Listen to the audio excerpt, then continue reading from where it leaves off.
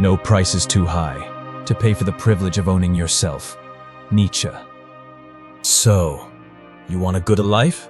Stop. Stand still. Let that question breathe. Let it pierce you. Let it sink beneath your skin. Because to truly live a good life means killing the one you've been clinging to. The life built on quiet compromise, on smiling when you want to scream, on bowing when your soul demands war. Comfort has numbed you. Convenience has tamed you. Compromise has buried you. This isn't about chasing happiness. This is about killing the lie. You must crucify the stories they gave you. Set fire to the borrowed dreams. Bury the version of yourself that begged to be liked, that performed to be accepted, that obeyed to feel safe. There will be no applause here, no permission, only this, a grave, and a hand reaching up from inside it. That hand is the soul they told you to silence. Now, pull it out. Look at it. Face it. No more hiding behind ideology. No more waiting for salvation. If you want to rise, you must choose the fall first. This is Nietzsche, not the philosopher. The furnace. Let it begin. The first lie, escape is noble. You were taught to look up, to fold your hands, to whisper to the sky, and hope someone listens. You were trained to believe there's another world. Cleaner, kinder, waiting with open arms. That suffering here earns you paradise there. That if you hurt long enough, pray hard enough, obey quietly enough, someone will save you. But no one's coming. Nietzsche knew that. He didn't write to comfort. He wrote to burn. He screamed what your soul already knows, but fears to say, this is it. This life, this breath, this body, this brutal, fleeting moment. There is no promised land, no cosmic judge behind the clouds. God is dead, and we have killed him. He wasn't celebrating. He was mourning the death of illusion, and warning you. Now that the veil is gone, it's your hands that must shape meaning, your will that must carry the burden, your eyes that must stay open, no matter how much they burn. Escape is the most seductive lie. It wears many masks: religion, addiction, false optimism, the belief that someone else will fix it, that someday, somehow, it'll all just work out. But Nietzsche saw through it. To invent another world, he said, is to slander this one. To fabricate heaven is to abandon the only battlefield where your will means anything. Look around. Debt, disease, loneliness, despair. You don't need divine punishment. You're already in the fire. But the fire is not your enemy. The fire is the forge. Stop numbing yourself. Stop running from the rawness of this existence. Face it. Bleed. Break. Rise. The good life begins when you stop asking to be saved. When you stop outsourcing your agony. When you stop praying for another reality and start bending this one with your bare hands. So, stop pretending you're not angry. Stop pretending you're okay with this emptiness. Stop waiting. Be here. Be brutal. Be awake. Because the next lie is even harder to kill. The second lie, life is meant to be easy. To live is to suffer, but to survive is to find meaning in the suffering.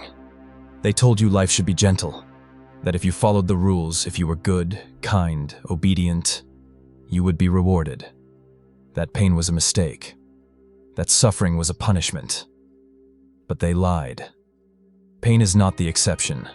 It is the price of being alive. The entrance fee to this brutal, sacred theater we call existence.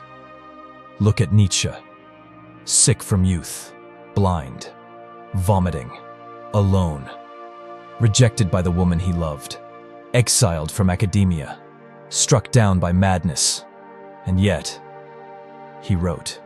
He howled through the page. He loved his fate. He named it amor fati, the love of one's fate, not tolerance, not endurance. Love. You lose a child. You lose your mind. You lose your sense of who you are. Those aren't the end. They are the gate. That is the moment. That is the test. Will you collapse into self-pity? Or will you rise, not clean, not noble, but covered in blood, dragging the meaning you carved out of your agony? Because meaning is not a gift.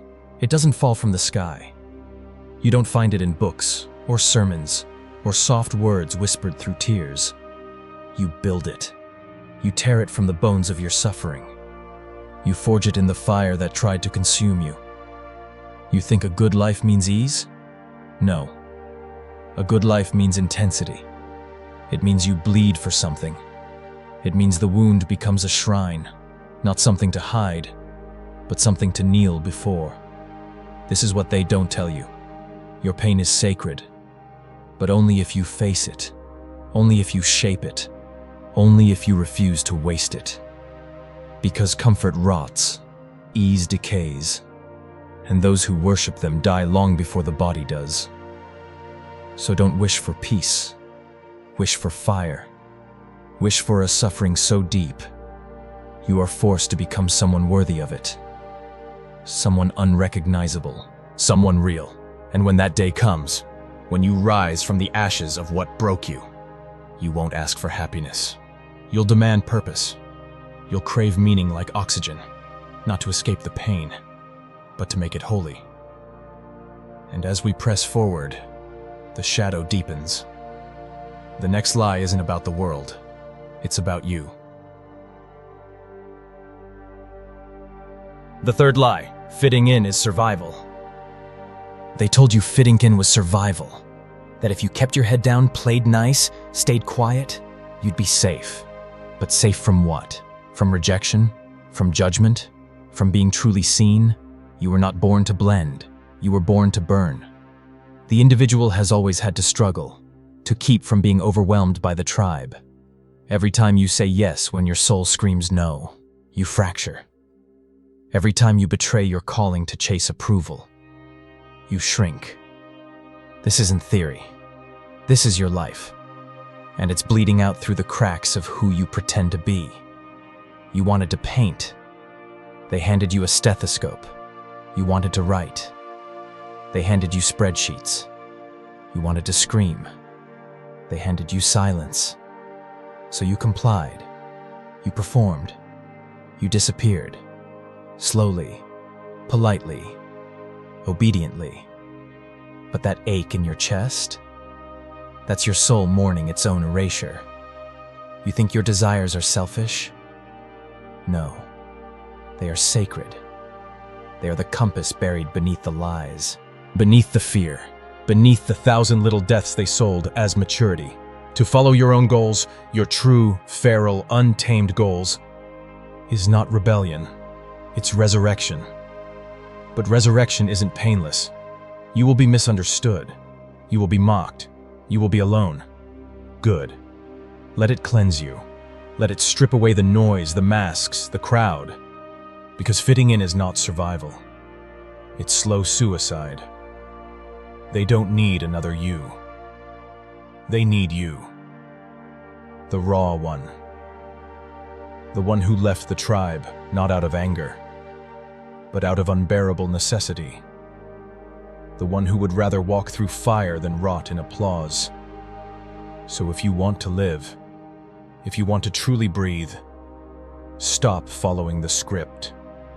Rip it up. Write your own. Even if your hands shake, even if no one understands, even if it costs you everything. Because the cost of authenticity is high, but the cost of denying it is your soul. And now we go deeper. Because the lie isn't just around you, it's inside you, rooted in what you think you know. The fourth lie, certainty is power. You think you know. You think your beliefs are who you are. But that's not identity. That's a cage, a pretty one, polished, decorated with slogans and certainty, but still, a cage. Convictions are more dangerous enemies of truth than lies, because lies can be questioned, but convictions seduce you into silence. They give you a script and call it truth. They give you armor and call it strength, but armor rusts and truth moves. And if you stand still while the world turns, you die on your feet, eyes wide shut. You were taught to chase answers. Nietzsche came to burn them. He didn't come to hand you a truth. He came to tear your truths apart. Because growth is not found in being right. It's found in being shattered. It's found in staring at what you thought was certain and letting it crumble. Certainty is the ego's drug. It whispers safety. It promises control. But what it delivers is blindness. Truth is not still. Truth is a storm.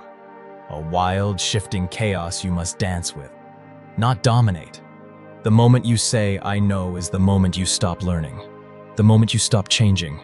The moment you start to die. To survive, you must stay fluid. To evolve, you must stay curious. To become, truly become, you must let go of being sure. Open your mind. Let it bleed. Let it breathe. Let it become uncomfortable.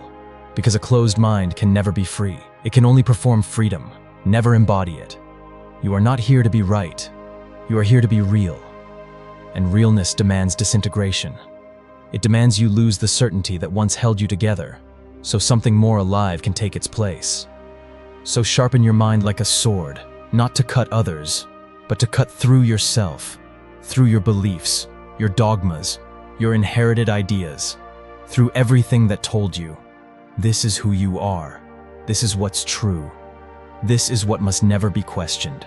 Cut it all, and listen to the silence that follows. There, in the silence, is the beginning. Because after you lose your mind, you can finally use it. Now, we return to the body, not as a vehicle, but as the battlefield itself. The fifth lie, the body is secondary. You were taught to live in your head, to ignore the hunger, ignore the fatigue, ignore the tremble in your hands when your soul begs you to move.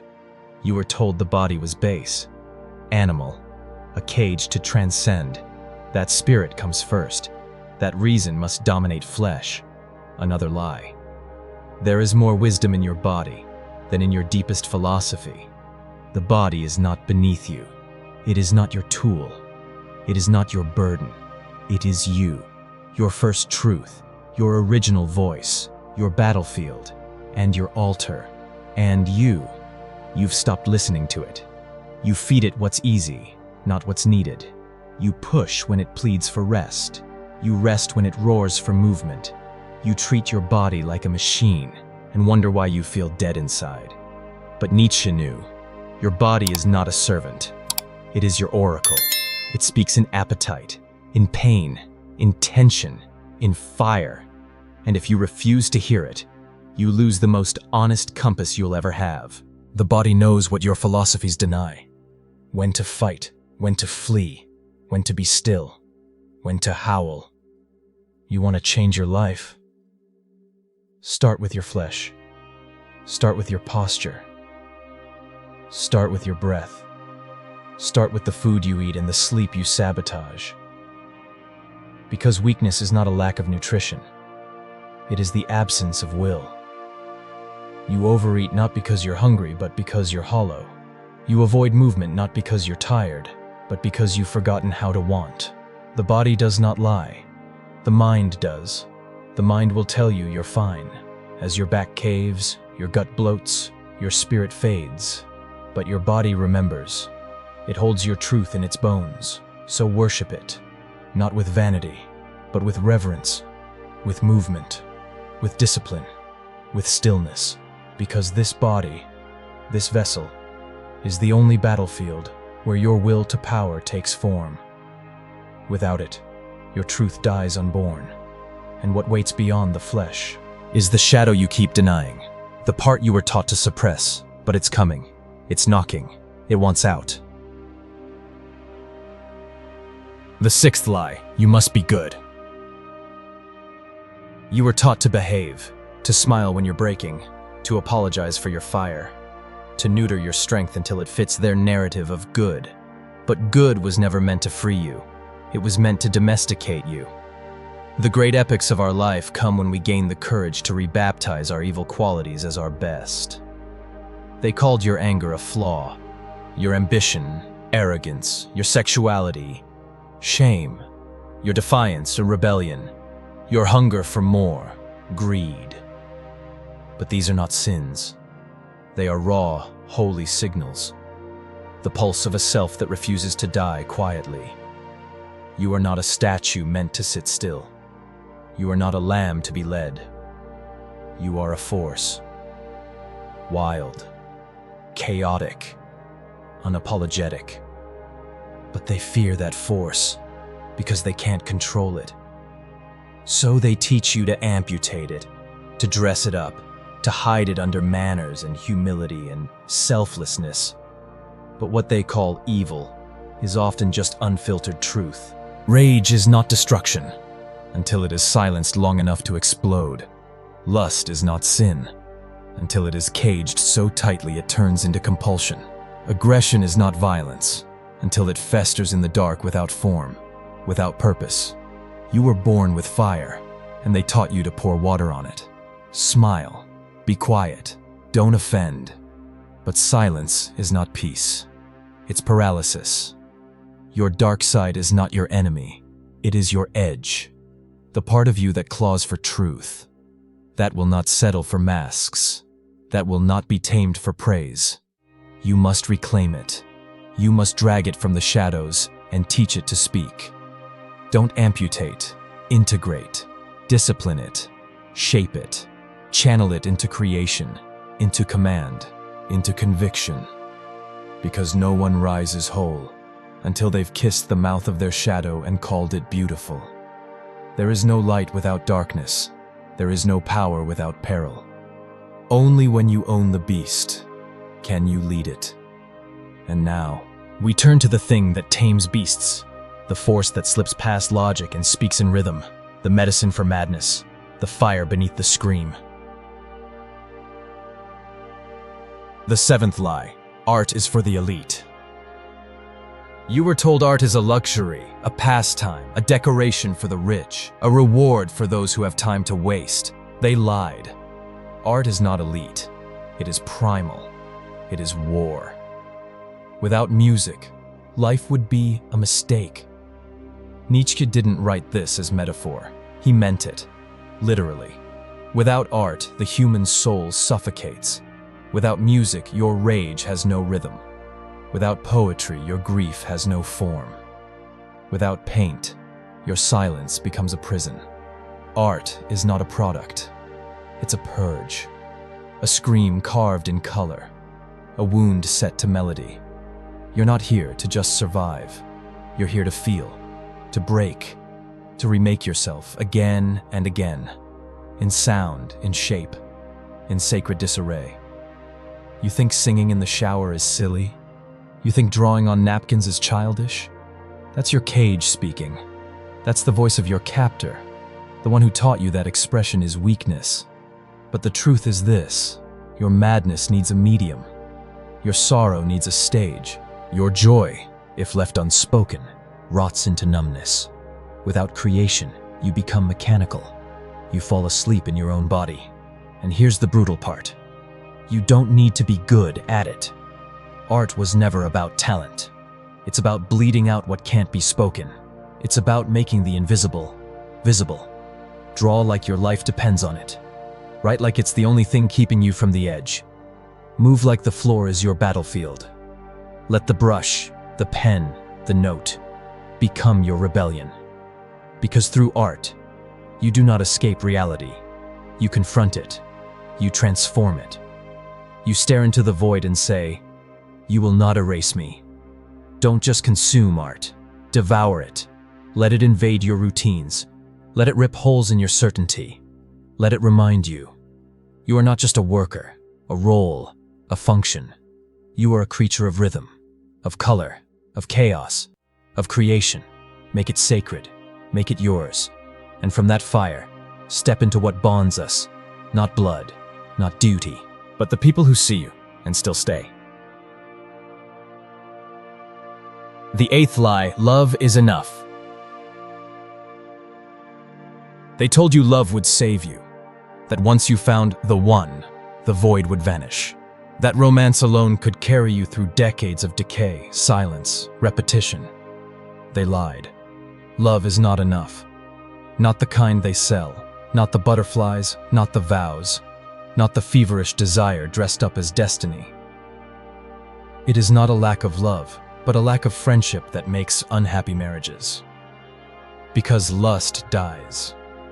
Because passion fades. Because one day, you wake up beside someone and wonder if you ever truly knew them. Or worse, if they ever truly saw you. Friendship. That's what remains when the noise quiets. That's what holds the bones together when the flesh has grown tired. Without friendship, you are not partners.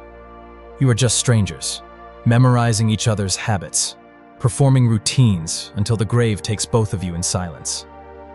Don't seek a lover. Seek a challenger, a co-conspirator, a soul mirror, someone who confronts your ego, someone who laughs at your masks, someone who doesn't just hold you, but sharpens you. This is not about finding someone who completes you. That's a myth. You are not a half. You are a full storm. You need someone who doesn't drown in your depth, but swims beside you. Talk deeply, fight honestly, laugh like the world's ending, cry without shame, sit in silence without needing to fill it. This is friendship. This is the spine of love, the quiet flame that doesn't flicker when the wind howls. Nietzsche knew this, even in his solitude, even when rejected, abandoned, undone. He never stopped writing letters, never stopped seeking minds that could hold his, because to walk the path of becoming, you need those who can see your becoming, not just tolerate your becoming. See it, honor it, challenge it. Love without friendship is fire without oxygen. It burns fast, and then it dies. But friendship, real friendship, is what carries you through the war. It's what stands beside you when your beliefs collapse, when your plans burn, when you forget your own name. In that moment, you need a voice that says, I still see you, and I'm still here. And now we face the hardest truth. Not the world, not others, but time. The slow, quiet weight of becoming. The final lie, you must be there already. You keep asking, why am I not there yet? As if growth is a destination. As if becoming is something you arrive at. Neat, polished, complete. He who would learn to fly one day must first learn to stand and walk and run and climb and dance. One cannot fly into flying. But you want to skip the fall. You want to soar without ever breaking your knees. You want mastery without the misery. It doesn't work that way. It never has. Every inch of becoming will cost you. Every habit that matters will hurt. Every step forward will drag something heavy behind it. And that's how it should be. Because what comes easy is forgotten. What comes fast is fragile. What comes through fire stays. You think you're behind? Behind who? Behind what? This is not a race. This is a crucifixion. A slow burning death of the person you used to be. And the relentless sacred birth of the one you're becoming. Progress is not clean. It is not linear. It does not move in perfect symmetry. It spirals. It pulls you backwards just before it launches you forward. Some days you'll feel like you're flying. Others, like you're crawling through ash. Both are sacred. Both are required. Don't confuse slowness with failure. Don't confuse exhaustion with weakness. Don't confuse silence with emptiness. You are not behind. You are becoming. So build your bridge. One stone, one cut, one cry at a time. No one will do it for you. No one can. This is your path, your rhythm, your fire. Forgive the pace, never forgive the pause. Because the moment you stop, the moment you say, "This is enough," you betray the one still buried inside you. The one who could have flown. The one still waiting to stretch their wings in the storm. Be patient, but be ruthless. Your future self is not waiting for perfection. They're waiting for the one who kept going. And now, you know, every lie, every mask, every false god you were taught to kneel to.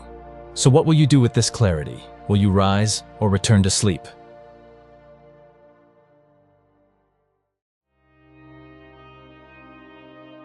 Choose yourself. You don't need to be chosen.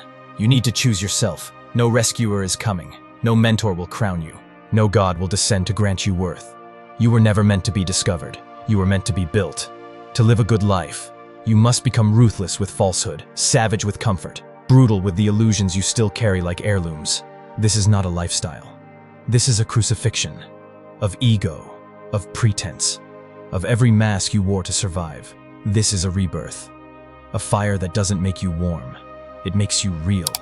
So I ask you, not gently, but violently, who are you when no one's watching?